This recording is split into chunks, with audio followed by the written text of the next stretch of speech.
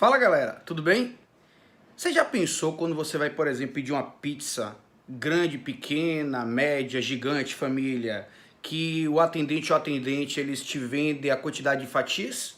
Você concorda que isso de repente não é um parâmetro interessante? Eu posso pegar uma pizza brotinho e dividir em 50 fatias. Seria muito mais interessante vender a partir do diâmetro ou do comprimento da circunferência que compõe a pizza. Concordam? Para a gente saber mais sobre isso, assista essa aula sobre circunferência e círculo. Eu sou Rodrigo Schifla e esse é o Atalhos para o Enem. Deixe seu like, se inscreva no canal. Uou!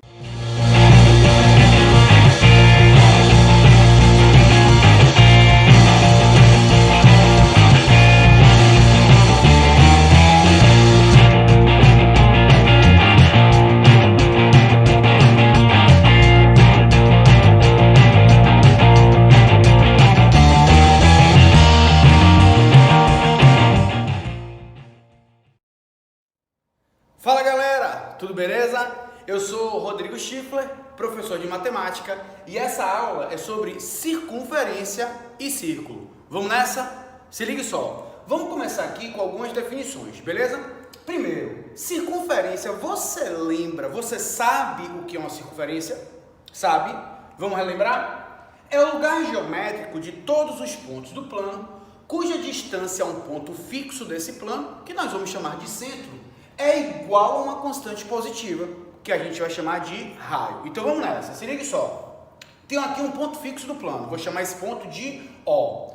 Se eu pensar no conjunto de todos os pontos deste plano, cuja distância O é uma constante positiva, nós vamos ter uma linha, um contorno chamado de circunferência. Então, ó, esse ponto fixo é o centro e a distância do ponto fixo aos pontos da circunferência a gente vai chamar de raio. Então, nesse caso, o OP é um raio.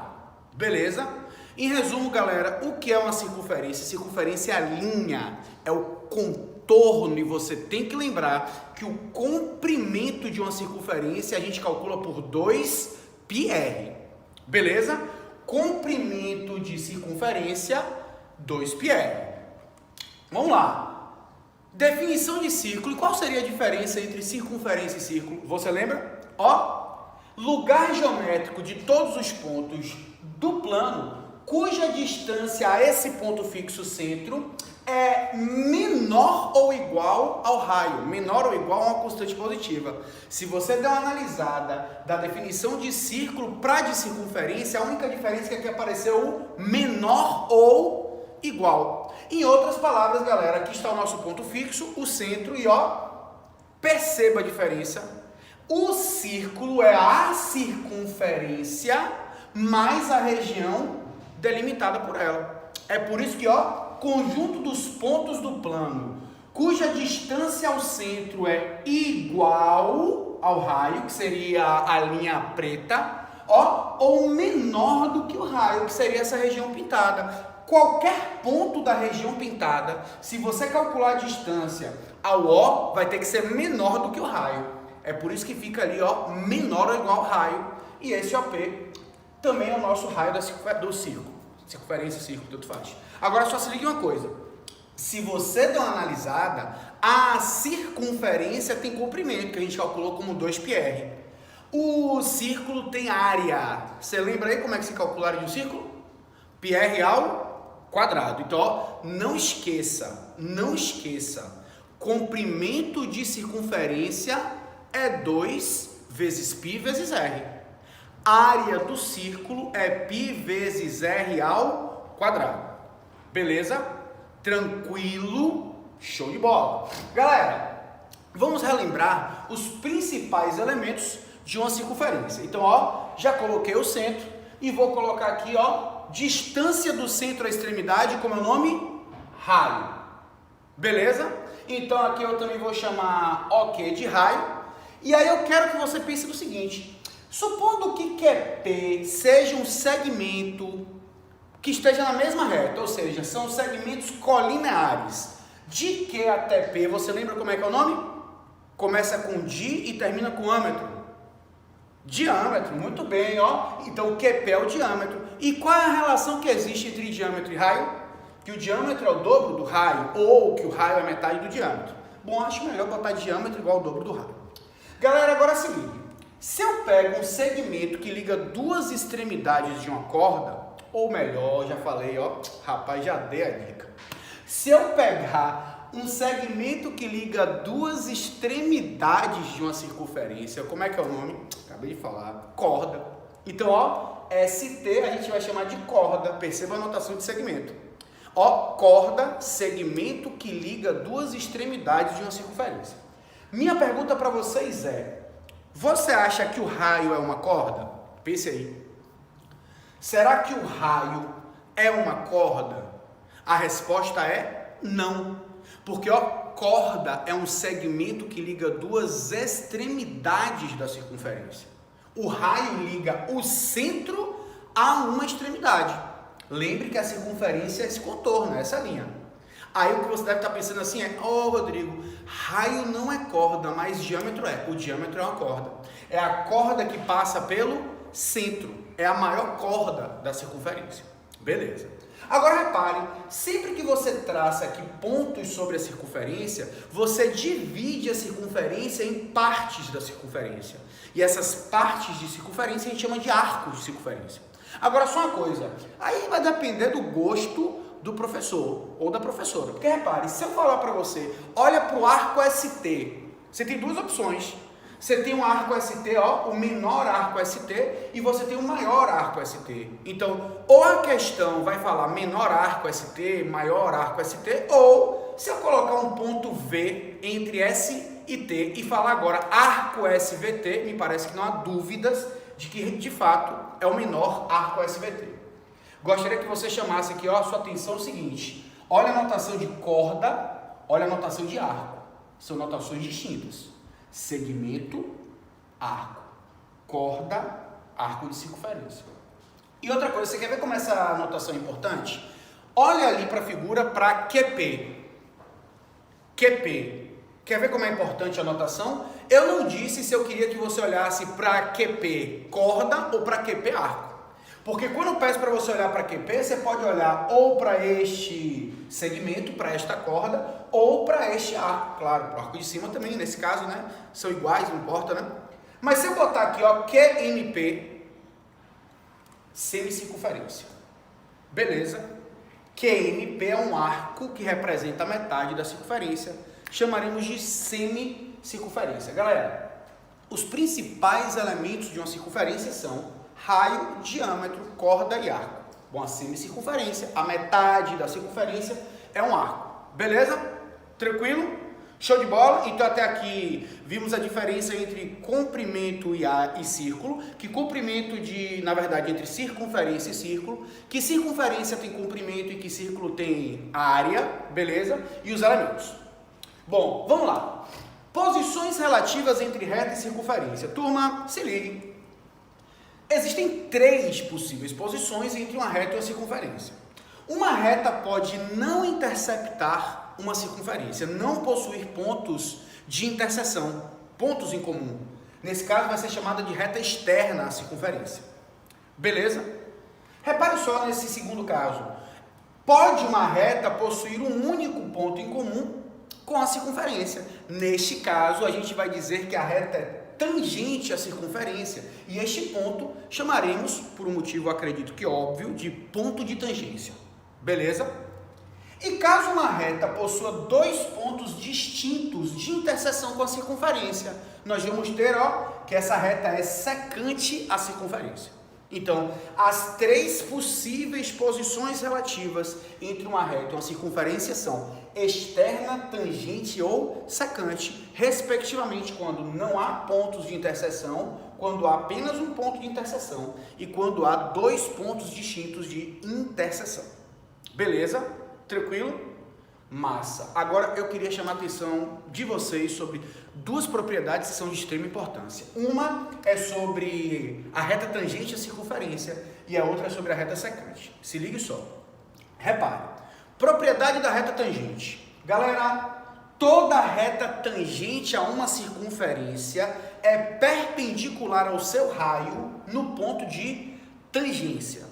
Rodrigo, será que você pode traduzir isso de forma mais objetiva, de forma mais direta? Claro que sim. Olha o que eu estou querendo te dizer. Você tem aqui uma circunferência de centro O e uma reta T tangente à circunferência. O que essa propriedade lhe diz é o seguinte, ó, que se você traçar o raio OT, esse raio tem que formar com a tangente um ângulo de 90 graus. Ou seja, o ângulo formado entre o raio e a reta tangente no ponto de tangência é sempre um ângulo reto, é sempre um ângulo de 90 graus. Bom, isso aqui, a justificativa, ou uma das justificativas que eu poderia te dar, é que essa é justamente a distância do centro à reta. E distância de ponto à reta é sempre a perpendicular. Beleza? Então não esqueça, viu, turma? Sempre que você tiver uma reta tangente a uma circunferência, o raio tem que formar um ângulo reto com a tangente no ponto de tangência. E a outra propriedade. Bom, falando agora da propriedade da reta secante. Repare só, bastante texto, bastante informação, mas vamos com calma. Olha só, se uma reta S é secante a uma circunferência de centro O nos pontos P e Q, e sendo M o ponto médio de PQ, então OM é perpendicular à reta S. Bom, se liga só, vamos colocar a figura que eu acho que vai te ajudar. Traço uma circunferência de centro O e traço uma reta secante, ó, secante a circunferência. Se você olhar os pontos P e Q e olhar apenas aqui, ó, isso é uma corda, beleza? Veja só o que essa propriedade está querendo te dizer. Se você traçar um segmento que sai do centro da circunferência e intercepta o ponto médio da corda, esse segmento, além de interceptar o ponto médio, ele vai ter que ser perpendicular à corda. Então é isso que ele está dizendo, ó. Se um segmento, eu vou ser bem mais sucinto, ó. Você está com a circunferência e você tem uma corda. Se um segmento sai do centro e intercepta o ponto médio da corda, ele vai ter que ser perpendicular à corda, ou seja, vai ter que formar 90 graus com a corda. Mas propriedade super importante de você saber. Agora, deixa eu ver se eu consigo lhe convencer do porquê, ó. Vou tirar o ângulo reto. Você quer ver como é que você poderia enxergar que isso é verdade? Se você ligar OP e OQ, você vai gerar um triângulo isósceles. Porque OP é raio e OQ também é raio. E se você pensar, ó, no triângulo OPQ, que é isósceles de base PQ, OM é uma mediana relativa à base. E a gente sabe que a mediana relativa à base, no triângulo isósceles, ela também é o quê? É uma altura. Por isso, galera, que se forma ponto médio, ou seja, se divide o segmento em duas partes congruentes, também vai ter que formar um ângulo reto. Beleza? Então não esqueça, se um segmento sai do centro e intercepta o ponto médio de uma corda, tem que ser perpendicular à corda. E aí tem um elemento que eu gostaria de te lembrar, que é o seguinte, ó. Isso aqui é uma corda. Isso aqui é um arco. Corda, arco. Corda, arco. Tá faltando só uma coisa, ó. A flecha. A flecha. Se ligue. Falando sério. Se eu prolongar o segmento OM até ele interceptar o arco PQ, olhe para esse segmento MN. MN é um segmento que também divide o arco em duas partes congruentes. O nome do segmento MN é flecha. Flecha. Beleza? Então, ó, OM é a distância do centro até a corda. Se eu prolongo o segmento OM até ele interceptar no arco PQ, MN é um segmento chamado de flecha. E a flecha divide o arco em duas partes congruentes. Beleza? Então não esqueça, galera, propriedade da reta tangente. Sempre que você traça o raio da circunferência ao ponto de tangência, você forma um ângulo de 90 graus. E a propriedade da secante, se um segmento sai do centro e intercepta o ponto médio de uma corda, ele tem que formar 90 graus com essa corda. Beleza? Vamos nessa. Então olha só, para a gente chegar aqui à parte final da teoria, ou chegando já perto da parte final, eu queria te lembrar que também existem posições relativas entre circunferência. Eu coloquei algumas aqui. Repare, se você tiver, ó, essa configuração, ou seja, você não tem pontos de interseção entre essas circunferências, eu vou chamar essas circunferências de internas, porque a circunferência de centro C está interna à circunferência de centro O. Rodrigo, mas por que não pode ser externa? Porque a grande está externa. Porque, ó galera, se eu chamasse essa de externas, como é que eu ia chamar essa daqui? Aqui sim eu tenho duas circunferências externas. Então, aqui sem pontos de interseção, circunferências internas, aqui circunferências externas. Aí repare, nesse caso, perceba que elas são internas, mas tem um único ponto em comum.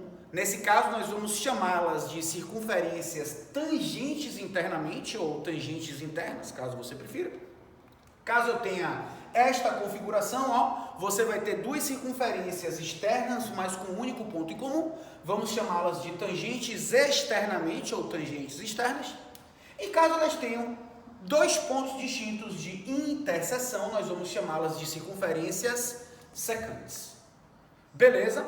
Então, eu posso ser internas, eu posso ter externas, tangentes internamente, tangentes externamente, secantes, algumas das posições possíveis entre duas circunferências.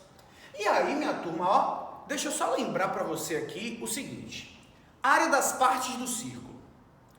Primeiro, setor circular. O que é um setor circular? Você lembra? Você lembra? Setor circular é a região do círculo limitada por um arco de circunferência e por dois raios com extremidades nas extremidades do arco. Em outras palavras, turma, você tem aqui um arco AB e você tem aqui, dois raios OA e OB. Percebam que as extremidades dos raios OA e OB são justamente as extremidades do arco AB. Ou seja, esta região aqui, é a região que a gente chama de setor circular. Beleza? Setor circular, que a galera geralmente chama de forma mais direta ou de forma mais, a grosso modo, de fatia da circunferência. Galera, para calcular a área desse setor circular, você vai usar o quê? Regra de 3. O que é que você pode pensar? Se o ângulo do setor for de 360 graus, esse arco vai varrer aqui uma área de πr ao quadrado. Você concorda? Se esse ângulo alfa for de uma volta, quem seria a área do setor? A própria área do círculo.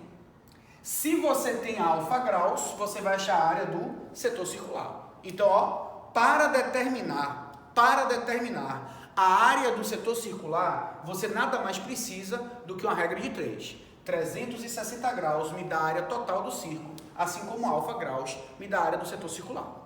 Beleza? Agora, tem uma galera que gosta de decorar fórmula, eu não sou muito fã disso não, mas se você quiser fazer a proporção e tal, e isolar a área do setor, você vai chegar à fórmula de que a área do setor circular vai ser o ângulo alfa em graus multiplicado por πr ao quadrado, dividido por 360 graus. Beleza? Obviamente que se esse alfa tivesse em radianos, você vai botar aqui 2π radianos, que é o equivalente a 360 graus, tanto faz. Se sou você, não me preocupo com essa fórmula. Regra de 3, se esse ângulo for de 90 graus, você coloca 90 graus aqui. Se esse ângulo for de 60 graus, você coloca 60 graus aqui. Tem gente que fala até para mim assim, Rodrigo, eu não estou nem aí para isso, sabe o que eu faço?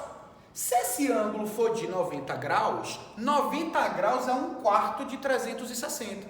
Então a área do setor vai ser a área do círculo sobre 4. πr ao quadrado sobre 4. Pronto. Rodrigo, se esse ângulo alfa for de 60 graus, 60 graus é 1/6 de 360. Então vai ficar πr ao quadrado sobre 6. Mas é justamente isso que eu estou te dizendo com a regra de 3.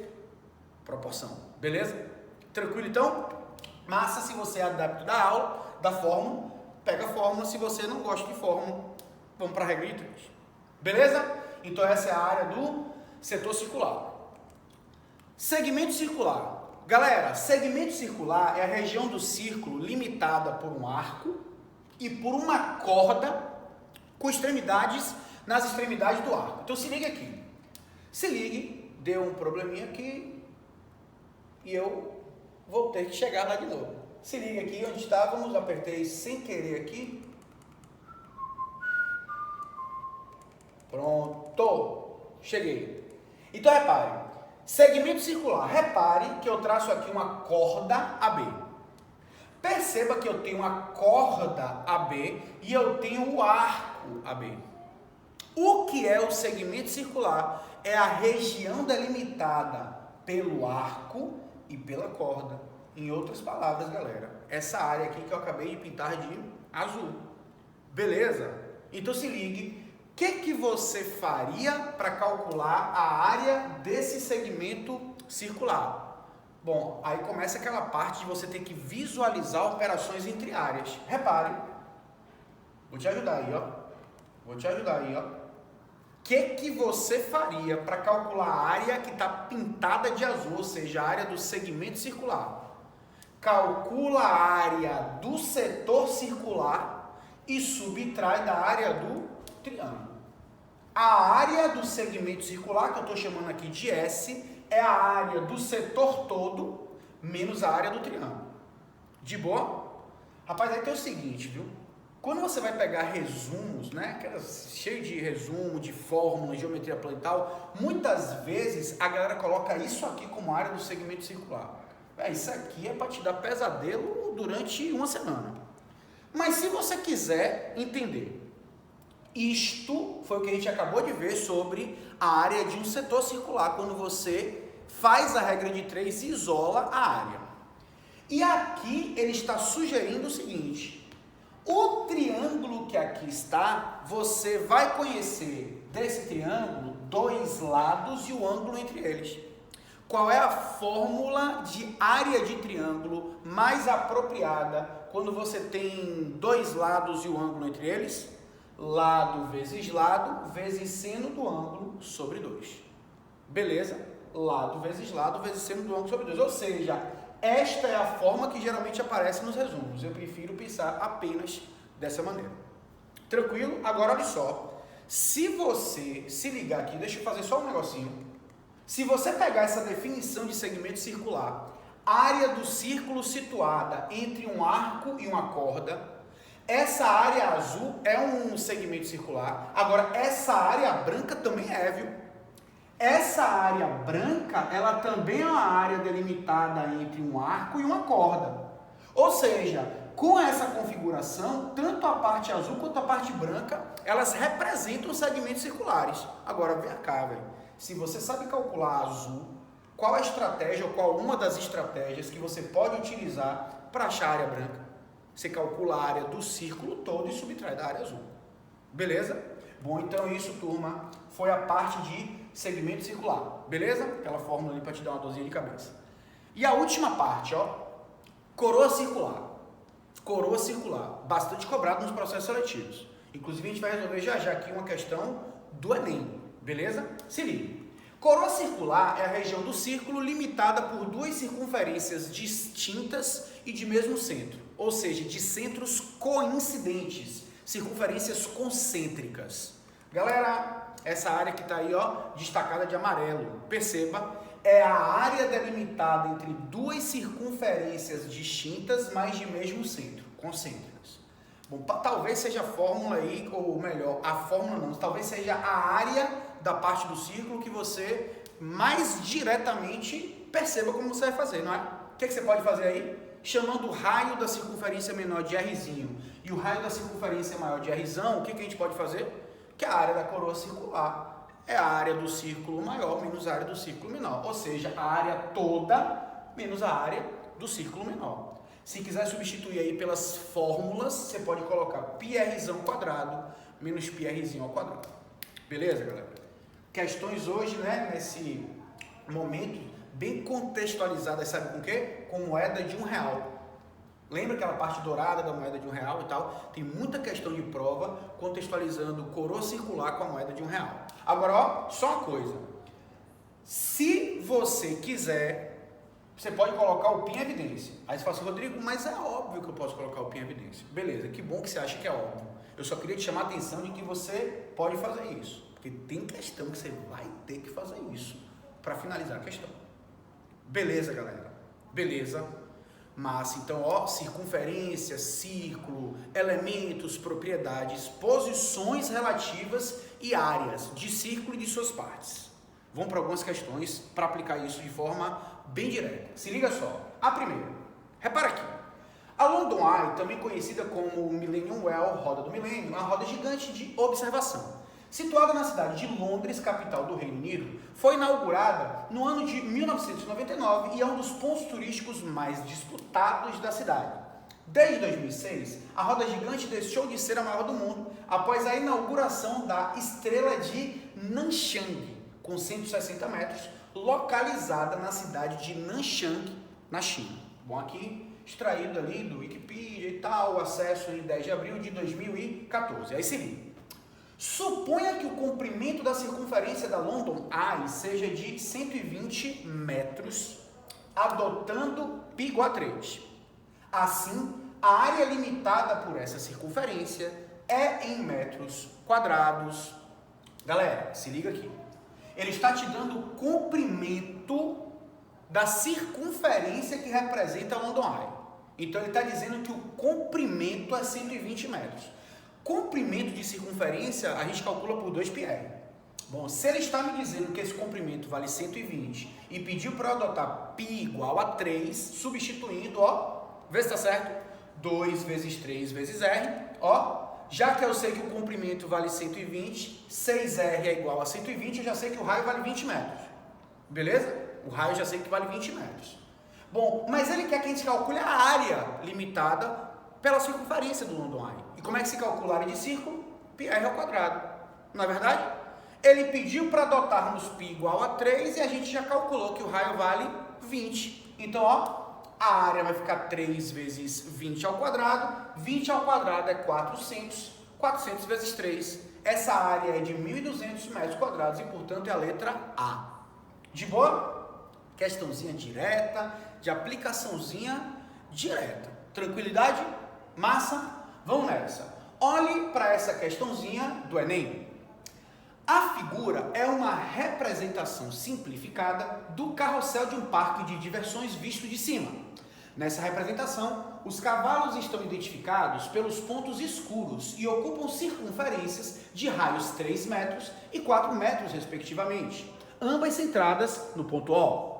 Em cada seção de funcionamento, o carrossel efetua 10 voltas. Quantos metros uma criança sentada no cavalo C1 percorrerá mais do que uma criança no cavalo C2 em uma sessão? Use 3 como aproximação para π. Pausa o vídeo e tenta resolver.